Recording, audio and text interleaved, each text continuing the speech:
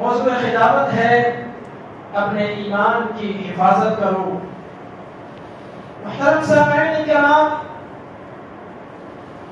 اللہ رب العالمین نے ہم پر بے شمار نعمتیں کی ہیں، ہمیں بے شمار نعمتوں سے رب العالمین نے نوازا ہے۔ ان نعمتوں میں سے جیسا کہ اللہ رب العالمین نے قرآن مجید میں فرمایا وَإِن تَعُدُّوا نِعْمَةَ اللَّهِ لَا تُحْصُوهَا، کہ اگر تم اللہ رب العالمین کی نعمتوں کو شمار کرنا چاہو، گننا چاہو، کاؤنٹ کرنا چاہو، لا تحصوها، تم شمار نہیں کر سکتے۔ ان نعمتوں میں سے سب سے عظیم نعمت اللہ رب العالمین کا ہمارے اوپر کیا ہے؟ سب سے عظیم نعمت اللہ رب العالمین کا ہمارے اوپر ہے کہ انہوں نے ہمیں ایمان اور عقیدے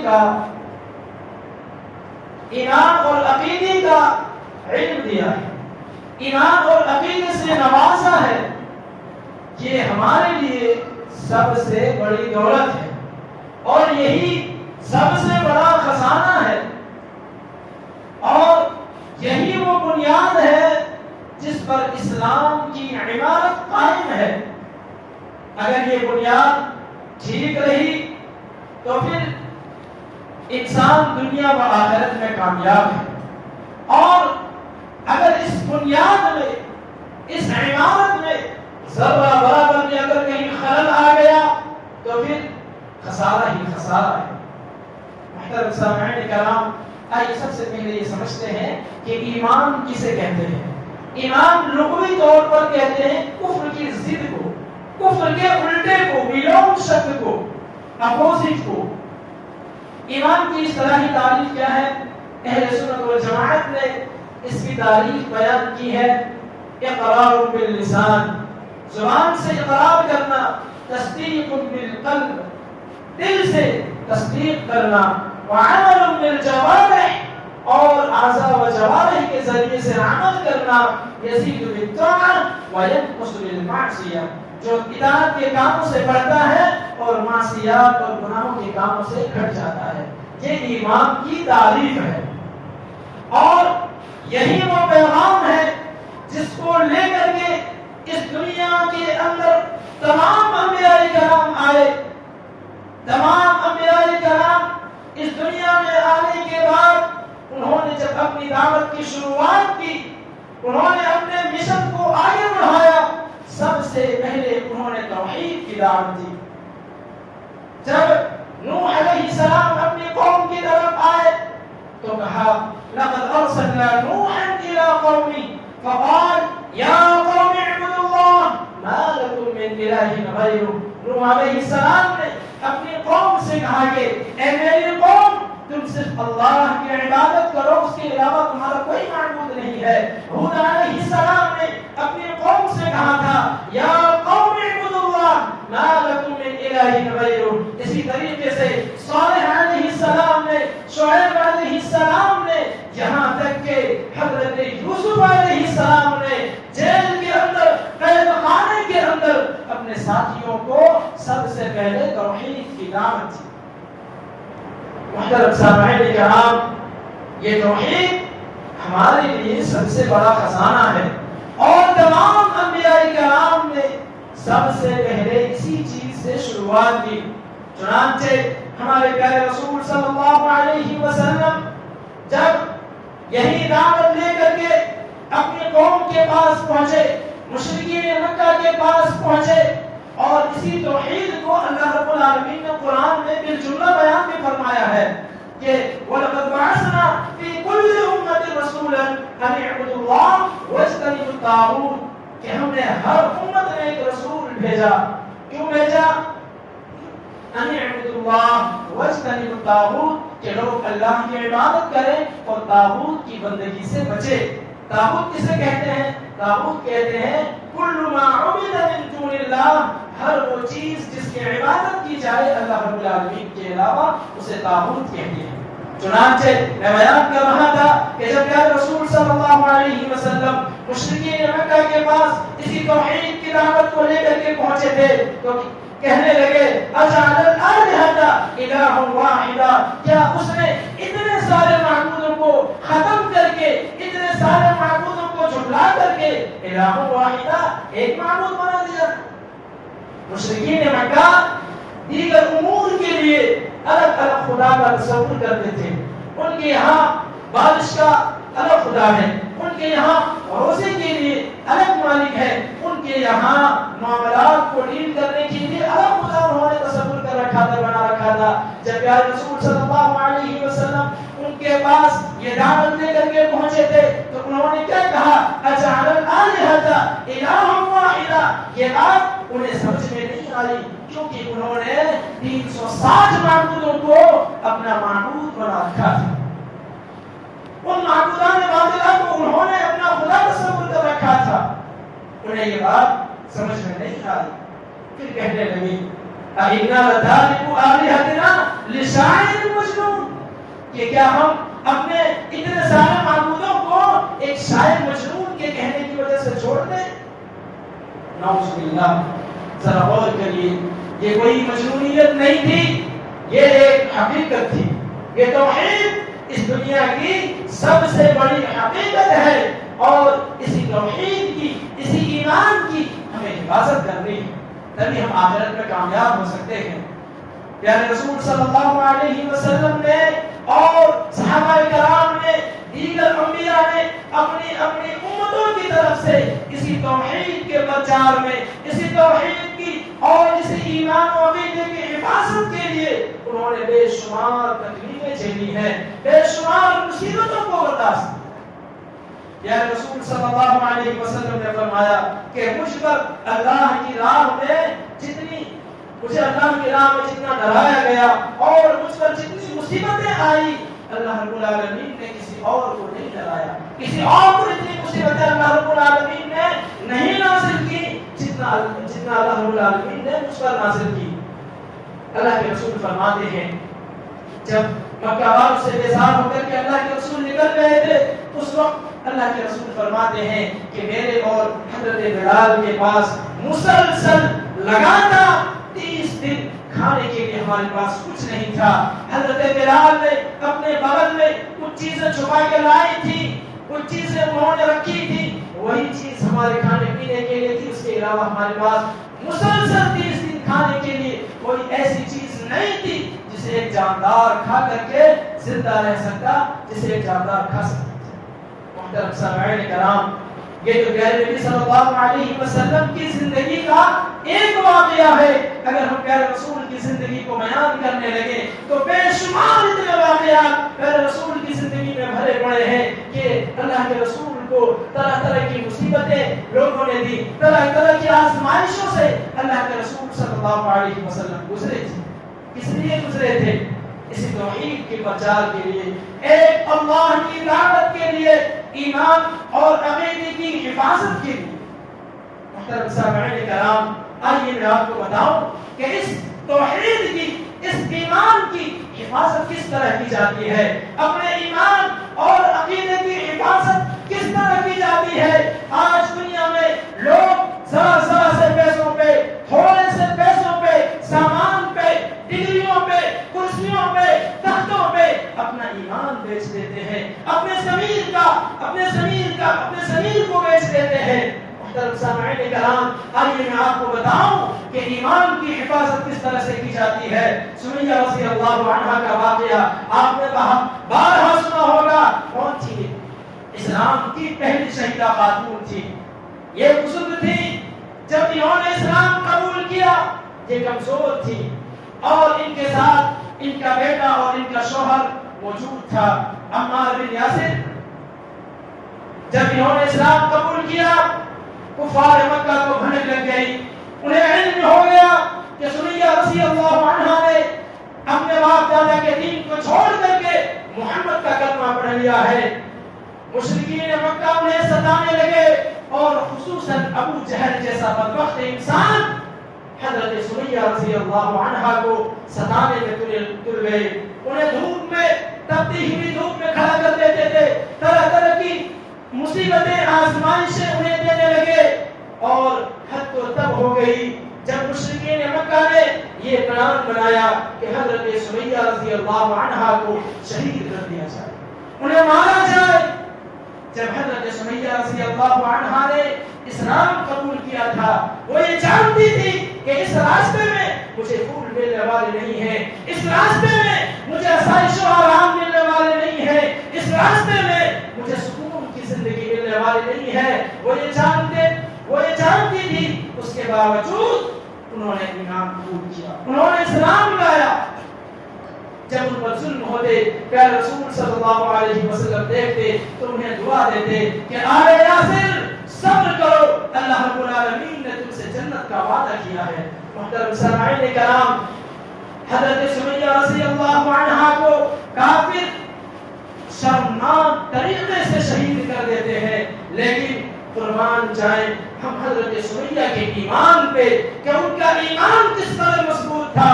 وہ ضعیف خاتون تھی، بزرگ خاتون تھی، لیکن ان کا ایمان اتنا مضبوط تھا کہ اپنے جوان بیٹے کے سامنے، اپنے شوہر کے سامنے برہنہ ہونا گوارا کر دیا، لیکن محمد کے دین کو چھوڑنا گوارا نہیں کیا، اپنے ایمان کی حفاظت کو چھوڑنا گوارا نہیں کیا۔ انہوں نے اپنی جان دے کر کے، اپنی عزت دے کر کے اس ایمان کی حفاظت کی تھی۔ جنت کا وعدہ پیارے رسول نے انہیں ایسے نہیں کیا تھا، پیارے رسول نے انہیں جنت کی خوشخبری ایسے نہیں سنائی تھی، انہوں نے اپنا سب کچھ اس ایمان کی حفاظت کے لیے قربان کر دیا تھا۔ ایمان کی حفاظت ایسے کی جاتی ہے، ایمان کی حفاظت لوگوں سنو، ایمان کی حفاظت حضرت بلال کی طرح کی جاتی ہے۔ حضرت بلال کو جب وہ اسلام قبول کرتے ہیں، امیہ بن خلف نے بے شمار انہیں زیادتی اور تکلیفیں انہیں دی، لیکن ان کی زبان سے کبھی احد اور احد کا نعرہ نہیں چھوٹا۔ محترم سامعین کرام، حضرت بلال حبشی ایک کالے کلو کے غلام ہیں، اللہ کے رسول صلی اللہ علیہ وسلم ان کی فضیلت بیان کرتے ہوئے فرماتے ہیں، جب اللہ کے رسول کو معراج کرایا گیا، اللہ کے رسول نے فرمایا کہ میں جنت میں اپنے سے پہلے کسی کے چلنے کی آہٹ سن رہا ہوں۔ جب اللہ کے رسول واپس آئے، اللہ کے رسول نے پوچھا کہ یہ کون ہے جس کی آہٹ، جس کے قدموں کی آواز میں جنت میں سن رہا ہوں؟ انہیں اللہ کے رسول کو بتایا گیا کہ حضرت بلال کی آہٹ ہے۔ حضرت بلال سے اللہ کے رسول نے پوچھا کہ ایسا کون سا عمل کرتے ہو جس کی بنا پر تمہاری اتنی فضیلت ہے، جنت میں تمہارے قدموں کی آہٹ پہنچ رہی ہے؟ حضرت بلال نے کہا ایسا کوئی خاص عمل تو کرتا نہیں، ہاں میں بغیر وضو کے کبھی نہیں رہتا، جب میرا وضو ٹوٹ جاتا ہے میں فوراً وضو کر لیتا ہوں اور ہر وقت باوضو رہتا ہوں، ہو سکتا ہے یہی عمل اللہ کو محبوب ہو۔ اللہ کے رسول نے فرمایا تھا کہ ہاں یہی وہ عمل ہے جس کی وجہ سے اللہ رب العالمین نے تمہیں اتنی فضیلت دی۔ حضرت بلال جب یہ آزان دیتے تھے تو پرندے رک جایا کرتے تھے۔ حضرت بلال جب اپنی زبان سے آزان کے کلمات کہتے تھے تو ایسا محسوس ہوتا تھا کہ لوگ سنتے رہے۔ جب اللہ کے رسول کی وفات ہو جاتی ہے، حضرت بلال پہ ایک دیوانیت سی طاری ہو جاتی ہے۔ پیارے رسول کی محبت میں وہ مارے پھرتے ہیں۔ پیارے رسول کی محبت حضرت بلال کے دل میں اس طرح جم گئی تھی۔ حضرت بلال کو جب امیہ بن خلف نے تڑپایا، امیہ بن خلف نے جب انہیں مصیبتیں سے دوچار کیا تھا، حضرت بلال نے کبھی احد کا نعرہ نہیں چھوڑا اور اپنے ایمان کی حفاظت کی۔ انہوں نے اپنی جان دے کر کے، ان پریشانیوں کو جھیل کر کے انہوں نے اپنے ایمان کی حفاظت کی تھی۔ یہاں سے بھی ہمیں یہ سبق ملتا ہے کہ اگر اس دنیا میں ہمارے پاس ساری چیزیں جو موجود ہیں، ساری کی ساری چیزیں چلی جائے اور ہمارے پاس صرف ایمان موجود ہو، ہمارے پاس صرف ایمان و عقیدہ موجود ہو تو ہم کامیاب ہو جائیں۔ محترم سامعین کرام، ایک طرف دنیا کی ساری دولت رکھی ہوئی ہو، دنیا میں جتنی بھی دولتیں ہیں، دنیا میں آسائش و آرام کے جتنے بھی سامان ہیں، دنیا میں جتنے بھی پیسے ہیں، ہیرے جواہرات ہیں، جتنی بھی کرسیاں ہیں، تخت و تاج ہیں، ساری کی ساری چیزوں کو ایک طرف رکھ دیا جائے اور دوسری طرف اگر ایمان و عقیدے کو رکھ دیا جائے تو لوگوں، میں اس منبر رسول سے کہہ رہا ہوں، پیارے رسول صلی اللہ علیہ وسلم کی حدیث ہے کہ اگر تم ان ساری چیزوں کو ٹھکرا کر کر کے صرف ایمان و عقیدے کو اپنا لوگے تو تم کامیاب ہو جاؤ۔ اللہ رب العالمین کے یہاں پیسہ، مال، دولت، رتبہ، اسٹیٹس، حیثیت نہیں دیکھا جاتا۔ اللہ رب العالمین کے یہاں جس چیز کو دیکھا جاتا ہے وہ ایمان ہے، وہ عقیدہ ہے کہ کس کا ایمان کس لیول پر ہے، کس قدر اونچا ہے۔ محترم سامعین کرام، سہیب رومی کا نام آپ جانتے ہوں گے۔ جب یہ ایک مالدار آدمی تھے، جب انہوں نے اسلام قبول نہیں کیا تھا، ان کے پاس بے شمار دولت موجود تھی، لیکن جب انہوں نے اسلام قبول کیا، جب انہوں نے ہجرت کا ارادہ کیا، مشرکین مکہ نے کہا تھا کہ یہ جو دولت تم نے کمائی ہے یہ مکہ کی ہے، ہم اسے مدینہ لے جانے نہیں دیں گے۔ تو انہوں نے پیشکش رکھی کہ کیا یہ دولت میں تمہیں دے دوں تو تم مجھے ہجرت کرنے دو گے؟ مشرکین مکہ نے کہا کہ ہمیں فری میں دولت مل رہی ہے، کہا کہ یہ دولت تم چھوڑ جاؤ، پھر تم جہاں چاہو چلے جاؤ۔ حضرت صہیب ان ساری دولتوں کو مکہ میں چھوڑ کر کے ہجرت کر کے مدینہ آ گئے۔ پیارے رسول نے پوچھا کہ صہیب کیسے آنا ہوا، مکہ سے کس قدر آئے ہو، کون کون سے فتنے میں مبتلا ہوئے؟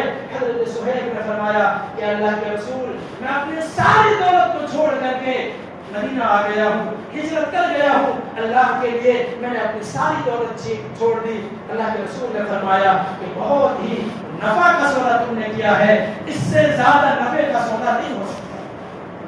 محترم سامعین کرام، جہاں صحابہ کرام نے اپنی جان دے کر کے، عزتیں دے کر کے، اپنی مال دے کر کے، اپنی اولاد دے کر کے، سب کچھ قربان کر کے انہوں نے اپنے ایمان کی حفاظت کی تھی۔ صحابہ کرام کے واقعات کبھی کتاب اٹھا کے پڑھیے، کبھی یوٹیوب پہ سنیے صحابہ کرام کے واقعات کو، ان دردناک واقعات کو کبھی کتابوں میں ڈوب کر ان کے درد کو سمجھنے کی کوشش کیجیے۔ آپ کو اپنے ایمان کا اندازہ ہوگا کہ انہیں جنہوں نے اپنے ایمان کو حاصل کرنے کے لیے اپنا سب کچھ قربان کر دیا، انہیں اپنے ایمان کا ویلیو پتا تھا، انہیں اپنے ایمان کی قدر و قیمت معلوم تھی۔ لیکن آج ہم مسلمان ہیں، ہمیں افسوس ہوتا ہے خود کو مسلمان کہتے ہوئے کہ ہمیں وراثتاً یہ ایمان مل گیا ہے، ہمیں اپنے باپ دادا سے یہ ایمان مل گیا ہے، ہمیں اس کی اہمیت نہیں معلوم، ہمیں اس کی عظمت نہیں معلوم، ہمیں اس کا ویلیو نہیں معلوم۔ محترم سامعین کرام، اپنے ایمان کو، اپنے عقیدے کو، اپنی توحید کو سب کچھ دے کر کے، سب کچھ قربان ہو جائے، سب کچھ اگر لٹ جائے لٹ جانے دیں، لیکن اپنے ایمان کی حفاظت کریں۔ آج فتنوں کا دور چل رہا ہے، دنیا میں طرح طرح کے فتنے سر اٹھا چکے ہیں، ہزاروں، کروڑوں، لاکھوں لوگ ایسے بیٹھے ہیں جو توحید کے ڈکیتے ہیں، توحید کو لوٹنے کے لیے بیٹھے ہیں۔ جگہ جگہ پہ آپ کو مزار مل جائیں گے، جگہ جگہ پہ آپ کو ہاتھ دیکھنے والے مل جائیں گے، جگہ جگہ پہ آپ کو تعویذ بانٹنے والے مل جائیں گے، جگہ جگہ پہ آپ کو ایسے لوگ مل جائیں گے جو آپ کو آپ کے مستقبل کی خبر دے رہا ہوتا ہے۔ محترم سامعین کرام، جب آپ مسجد سے قدم اپنا باہر نکالیں گے، طرح طرح کے فتنے طاق میں بیٹھے ہوئے ہیں ہمارے ایمان اور عقیدے کو لوٹنے کے لیے۔ لیکن محترم سامعین کرام، لوگوں میری ایک بات ہمیشہ یاد رکھنا کہ اگر آپ نے اس دنیا سے اپنے ایمان کو بچا کر کے لے گئے تو آپ کامیاب ہوں گے۔